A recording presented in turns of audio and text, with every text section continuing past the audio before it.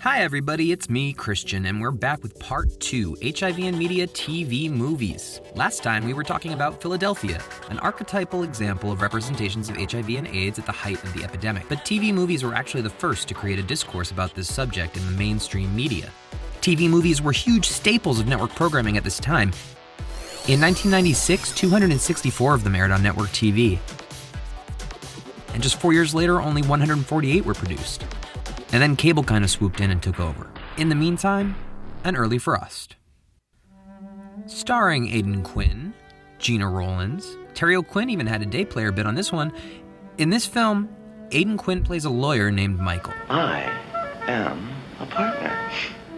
Early Frost was made 8 years before Philadelphia, and it's interesting that both these films choose a white, closeted gay lawyer as their lead characters. The overt similarities end there, though. The plot of Early Frost focuses on Michael's family, and they're coming to terms with his illness and gayness. It also depicts his relationship with another man, which feels prodigal for the time. I just want you to know, as long as we've been together, I never saw anyone else. Don't you think I know that? Until Michael's relationship implodes. Notice the not-so-subtle guilt shot where Michael's partner contemplates his infidelities. In the scene where he admits his transgressions to Michael, things don't go well. I could have gotten this because of you! We don't know that. Then how else? Note the portrayal of gay men as being incapable of monogamy, a stereotype that probably went unnoticed in 1985 and still persists today. Meanwhile, back at the ranch, Michael argues with his father, opens up to his mother, and gets totally stressed out by his pregnant sister. I can't see him. Why not? Mom, I'm pregnant. Oh, there's no risk just being in the same room with him. I can't take that chance. This was the first major narrative in mainstream media to deal with the AIDS epidemic, and it reflects the paranoia of the time. Let's go! I want to see Uncle Mike! And it's not just his sister who's paranoid. When he gets sick, they call the paramedics, who refuse to bring him to the hospital. In the hospital, Michael's roommate is a flamboyant gay man named Victor who is clearly holding on to the last moments of life. When he finally passes, we see a nurse throwing all of his personal effects into the garbage, fearing contamination. When we look at this scene now, we recognize that he was wrong to do that. In 1985, most people knew so little about what HIV was, they may have thought it a prudent decision, even a necessary one. Like all the TV movies of this era, Early Frost is a melodrama. So there's catharsis. By the end, his estranged sister comes around. She's all, Michael, I'm sorry. and he's like, Well, it's about time you got here. anyway. What? Are you sure? And finally, we send Michael back to New York where he can quietly die off screen. I love you. I mean, what did you expect? It's 1985 and this is broadcast TV. Okay, let's fast forward to 1989 when CBS and ABC each made a TV movie about AIDS. ABC produced the Ryan White story, which we'll get to in a sec, and CBS's awful entry into the void of mainstream AIDS narratives titled The Littlest Victims, next Sunday. Oh, I'm sorry, did I interrupt you? My bad, it's just that this is total bull. She's not breathing on her own at all.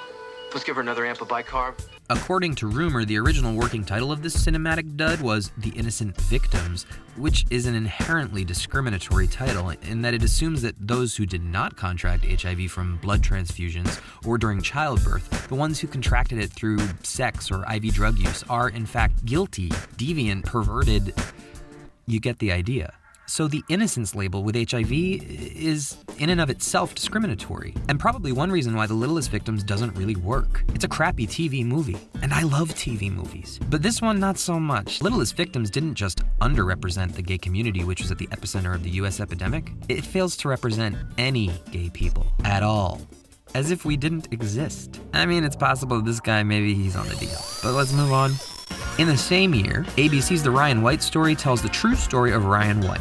He is 13 years old when he learns he has AIDS. The drama kicks into high gear when Ryan gets expelled from his middle school. His family has to go to court in order to regain his right to be a student. Pretty much everyone in town is a total jerk towards Ryan and his family because of their ignorance and their fear. Of course, in the end, they win their case, and Ryan is allowed back at school, but shortly thereafter, his mother takes him to a new town and buys a new house. Well, what do you think? How much is this house? Dad, don't worry. It's all right. Really, it's all right. I found my room!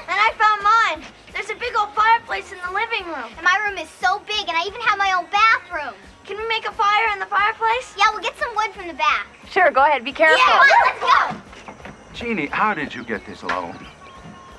I told him that I'd sell the house and repay the money a year after Ryan dies. As with all of the media that we've looked at so far, everyone, including Judith Light, expects Ryan's impending death. Ryan White passed away in 1990 when he was just 18 years old. The TV movie, made while Ryan was still alive, ends on a tentatively positive note as he starts his first day of classes at a new high school. Welcome to Hamilton Heights High School, Ryan. Glad to have you with us.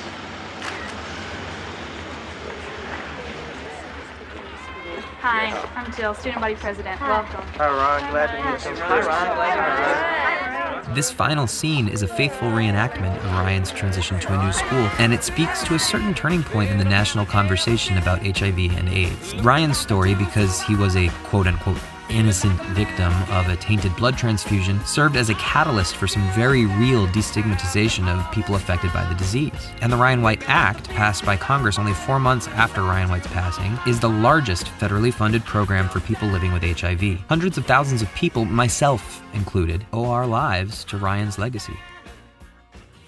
Okay, one more, because I can't help myself. 5 years later, ABC is back in the game with A Place for Annie, in which another innocent baby, Annie, is left in a clinic by Mary Louise Parker, MLP, who plays a heroin addict. Luckily, due to Sissy Spacek's compassion, Annie finds a home. Nobody wants a child with HIV. It's not my fault. It's not your fault. It's just the way it is. Nobody wants her. I want her. What? I want her. Later on, Mary Louise Parker, MLP, reappears and apologizes. I'm sorry. But she's still bad news for Annie because she's an addict. You just have to let me go. Go where? And recovering or no, I found a hospice. she's still got the AIDS. So by the end of the film, she gets into a car and exits stage right, Wave goodbye to your mother. never to be seen again. I guess IV drug users don't deserve redemption. Not even in 1994. Next time, we'll head back towards the silver screen and also take a little time to make note of the Mary Louise Parker factor, as MLP is kind of like in all of the HIV stories. Plus, we're in the 90s now, so part 3 is bound to be fun for all you 90s is cool again folks out there. And I'd be remiss if I didn't remind you that there's always the option to skip ahead to a different kind of HIV narrative. One in which the protagonist isn't going to die, but rather adhere to his meds while grappling with the dangerous feelings of isolation that an HIV-positive diagnosis still brings on today. Unsure Positive's entire first season is available via Vimeo On Demand. I know last time I said you could click to get to the show, but this time I'm telling you to look in the comments. The link is there. YouTube won't let me annotate a link to Vimeo, maybe because YouTube is scared of Vimeo. I know I would be if I were YouTube. Is that gross? Let me know if you think being YouTube is probably gross in the comments. We'll be back super soon with part 3.